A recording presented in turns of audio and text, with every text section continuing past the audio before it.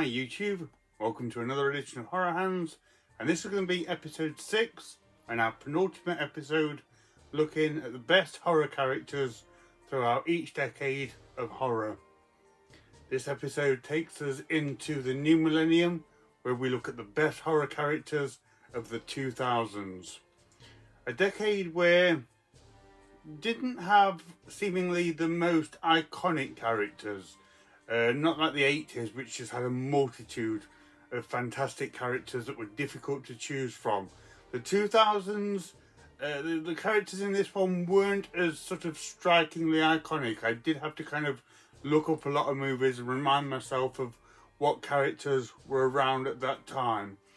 Some absolutely fantastic movies. It just struck me that the characters weren't as memorable as sort of decades like the 70s, 80s and 90s, which I guess was testament to those decades. But like I say, some fantastic movies, and when you look, some really good characters as well. So this is the best horror characters of the 2000s.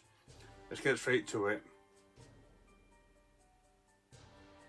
In at number 10 we have Max, played by Kevin Howarth in The Last Horror Movie from 2003. The Last Horror Movie is a movie that doesn't get mentioned very often, which is a shame because it's really good. Starts out going in one direction and then switches it up in a way that I won't give away, and follows the found footage exploits of a serial killer who's kind of documenting his murderous ways. And Max is another one of these characters who, from doing these videos, I've kind of identified I kind of really go for, who is deceptively nice and charming. He looks like a regular guy, dresses well, speaks very well, is clearly a very intelligent and articulate person, but goes around killing people. And it's got a real kind of element of grittiness to it, and a raw quality which is quite stark and makes it quite uncomfortable as you're watching this kind of found footage video diary. And yeah, I just find the character sort of really well fleshed out and very believable, and again, in a troubling way, quite likeable. And he sort of explains his killing spree in almost like a step-by-step DIY approach. It's really interesting stuff and a great film that more people should see. So in at number 10 we have Max from The Last Horror Movie. In at number 9 we have the Gingerdead Man, played by Gary Busey in The Gingerdead Man from 2005. This is just a really fun, silly one that I find very entertaining, and for someone that's likes trashy monster movies, is one that I particularly enjoy. But in this one, Gary Busey, he's a violent criminal. He holds up a diner or something and kills a few people, gets caught, and I think gets executed. But his mum is like an evil witch, and she casts this spell, and this violent criminal is reincarnated as an evil killer gingerbread man. Yeah, right up my street. And he proceeds to terrorise the employees of this kind of local bakery and goes around killing them. As you can imagine, it's a very silly one, but I have a lot of fun with it. The Gingerdead Man looks cool. It's quite a novel, evil character, and he's got a wealth of kind of one-liners and funny, crazy things that he says as he goes about his murderous business. A little bit like Chucky in that sense. But the Gingerdead Man is full moon doing what they do best, unleashing a pint-sized threat upon a bunch of unsuspecting victims. And the Gingerdead Man is a particularly entertaining one in that kind of slew of full moon movies. So in at number 9 we have the Gingerdead Man from the Gingerdead Man. In at number 8 we have Jennifer Check, played by Megan Fox in Jennifer's Body in 2009. And this is one I've just always kind of thought Megan Fox was really good in. This one. She plays sort of this high school girl who becomes a vampire, and she plays it really well. I mean, she looks absolutely fantastic in the movie, but the vampire elements in it are pretty good, and she can be really sinister in this film and really bring quite a creepy element to it. It's a pretty good role for Megan Fox. I think she does well in this one.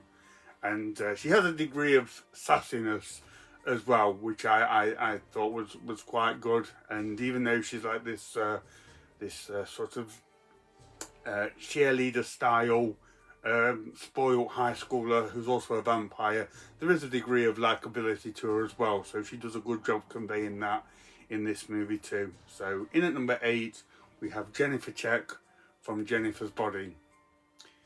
In at number 7 we have Ginger Fitzgerald, played by Catherine Isabel in Ginger Snaps from 2000. Similar to Jennifer in Jennifer's Body, I've just always really liked this character. She has a degree of sassiness to her as well, and really kind of, I think, hones in on that teenage angst element that's so prominent in Ginger Snaps. And it's very rarely that I kind of find myself so rooted for a teenage girl in a movie, just being honest.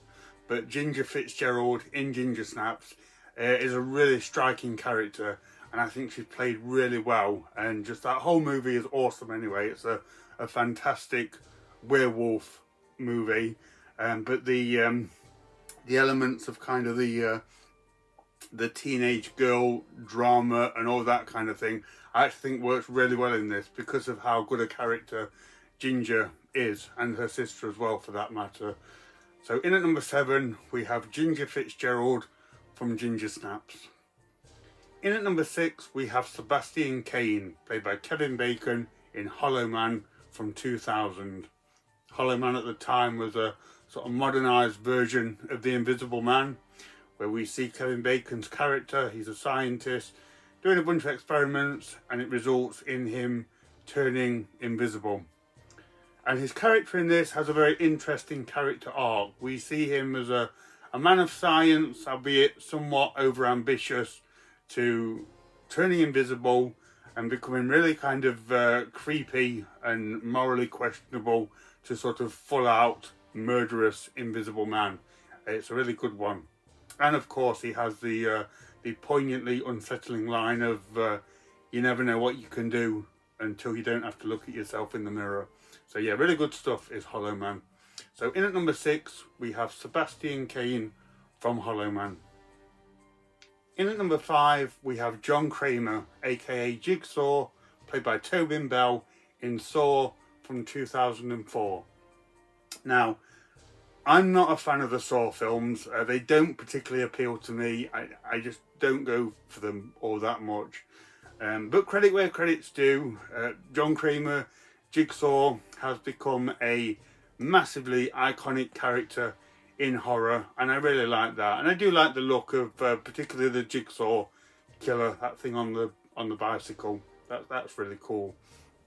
But I also like the kind of the character of John Kramer. He's not just like an out and out evil killer.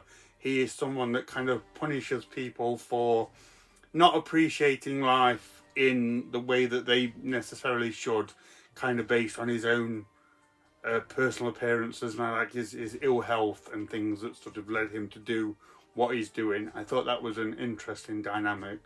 So I can't say a lot of superlatives about Saw itself, unfortunately, but I do recognise John Kramer, Jigsaw, as being an iconic character, a very successful character, spawning a huge franchise within the horror genre, which is always a good thing. So in at number 5 we have John Kramer, Jigsaw from Saw. In at number 4 we have Max Schreck, played by Willem Dafoe in Shadow of the Vampire from 2000. This is a great movie. If you've not seen Shadow of the Vampire, this is a movie about the making of Nosferatu, but on the premise that they hired an actual vampire to play the Count, which if that doesn't appeal to you, you're probably watching the wrong channel. And Willem Dafoe plays the Nosferatu Max Schreck character and does it incredibly well. Now, I nearly went for John Malkovich, who plays the director, F.W. Murnau, and portrays him in a very sort of slightly unhinged, do anything to make a movie sort of way, and he's really good in the movie, so shout out to him. But I couldn't resist going for Willem Dafoe as Max Schreck. As I say, he looks fantastic. He has an uncanny likeness to the original Nosferatu character. He's got the gangly fingers and all that kind of going on. And he plays it with a level of sinister, which of course you kind of need to do for this character. But he never sort of hams it up. He never goes too far down that road, which makes for an even more captivating performance. He kind of just slinks around in and out of scenes and things like that, and just watching him on set working with the director makes for some really fascinating scenes. It's definitely a movie that you should check out. So in at number 4 we have Max Schreck from Shadow of the Vampire. In at number 3 we have Seymour Parrish, played by Robin Williams in 1 Hour Photo from 2002. And what a performance from Robin Williams in this one. A very interesting yet troubled character. A lot of layers to him in this one. He's at times sweet and sincere, sometimes almost pitiful, and then at other times very, very creepy, yet calculating and meticulous and things like that. He is this seemingly sympathetic person that works at this sort of 1 Hour Photo booth in this supermarket, and develops a liking for this family, which gets a bit too much, sort of starts to lead into obsession and that kind of thing.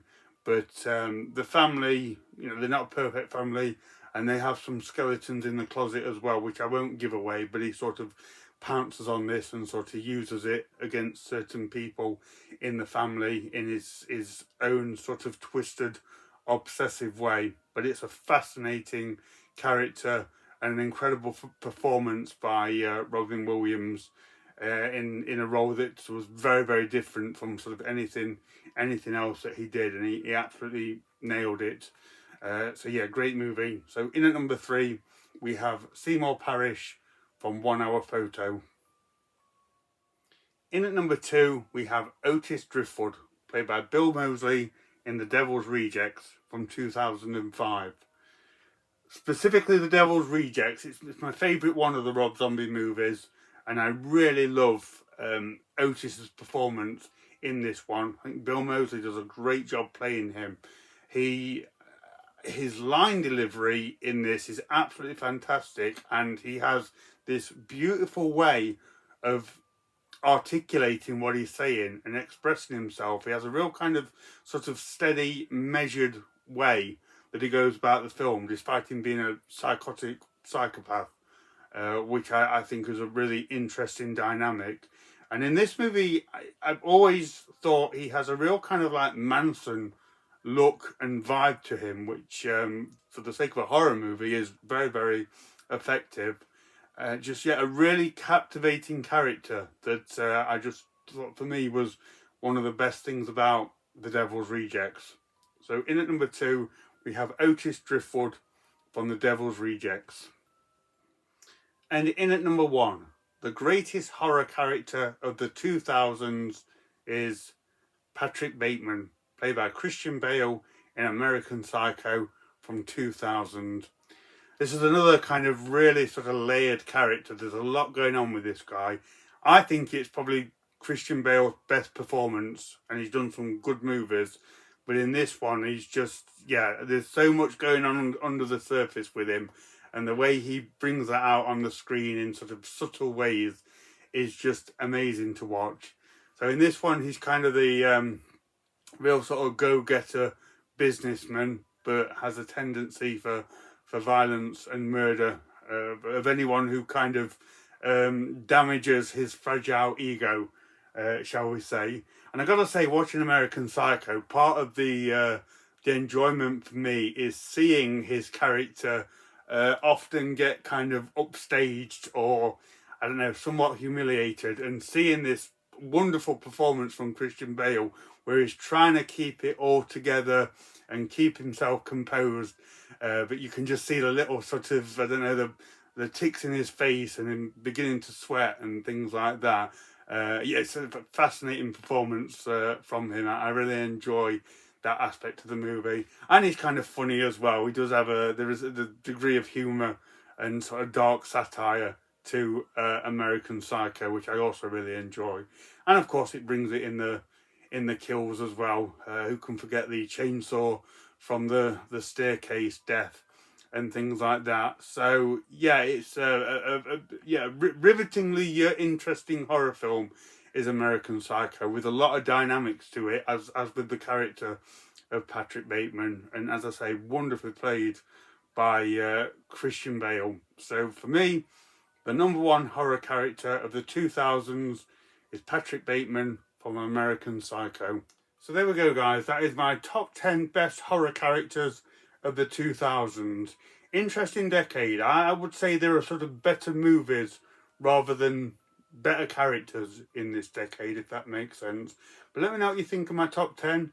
And if you don't agree, let me know what your top 10 would be. I'd be really interested to know. So stick around for the last episode where we look at more modern horror and we go into the best horror characters of the 2010s. It's going to be another really interesting one. So thank you very much for watching, and stay tuned for more videos.